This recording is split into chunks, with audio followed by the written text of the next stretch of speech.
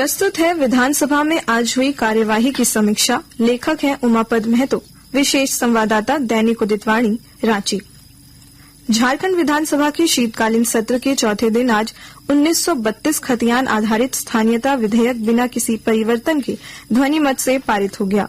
वित्त मंत्री डॉक्टर रामेश्वर उरांव ने इससे संबंधित विधेयक 2022 को सदन पटल पर रखा, जबकि पिछले साल 11 नवंबर को भी विधानसभा से इस बिल को पारित कर इसे 9वीं अनुसूची में शामिल करने का प्रस्ताव किया गया था।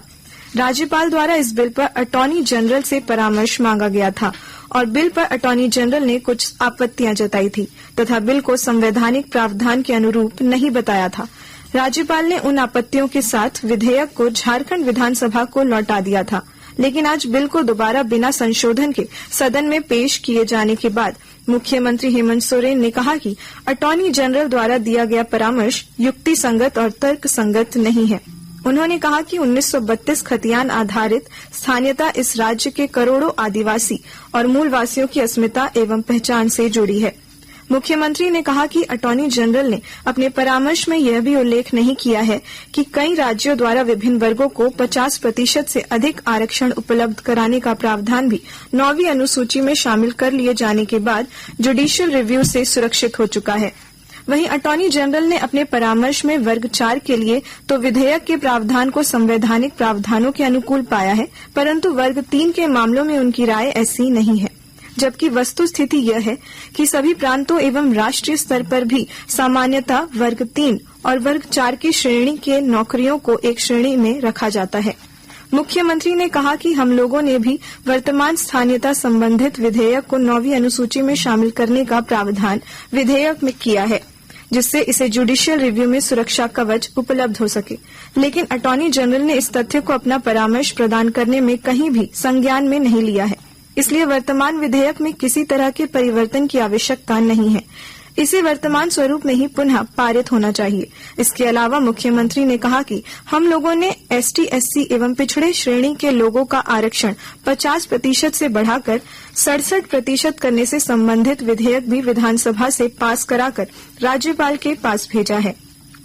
इधर नेता प्रतिपक्ष अमर कुमार बावरी ने कहा कि विधेयक विधि सम्मत नहीं है और राज्यपाल द्वारा अटॉर्नी जनरल के परामर्श से विधेयक लौटाया गया है।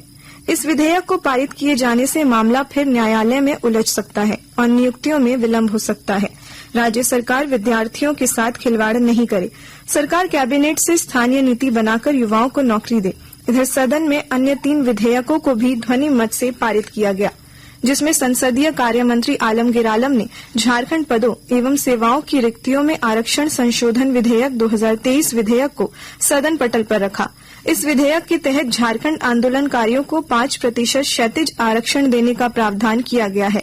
इस अवसर पर संसदीय कार्य मंत्री आलमगीर ने कहा कि ओबीसी को 27% आरक्षण देने के मामले में भी सरकार पहल कर रही है। वहीं नेता प्रतिपक्ष अमर कुमार बावरी ने झारखंड आंदोलनकारियों की श्रेणी में वनांचल आंदोलनकारियों को शामिल नहीं किए जाने पर आपत्ति जताई। इसके अलावा उच्च शिक्षा के प्रभारी मंत्री मिथिलेश ठाकुर ने प्रज्ञान इंटरनेशनल विश्वविद्यालय निरसन विधेयक 2023 और शाइन नेशनल विश्वविद्यालय 2023 को सदन पटल पर रखा, जिसे सदन में ध्वनिमत से पारित किया गया। इसके बाद स्पीकर रविन्द्रनाथ महतो ने कल सुबह 11 बजे तक के लिए सदन की कार्यवाही स्थगित कर दी। अभी आप सुन रहे थे विधानसभा में आज हुई कार्यवाही की समीक्षा। लेखक थे उमापद महतो, विशेष संवाददाता दैनिक उदितवाणी रांची।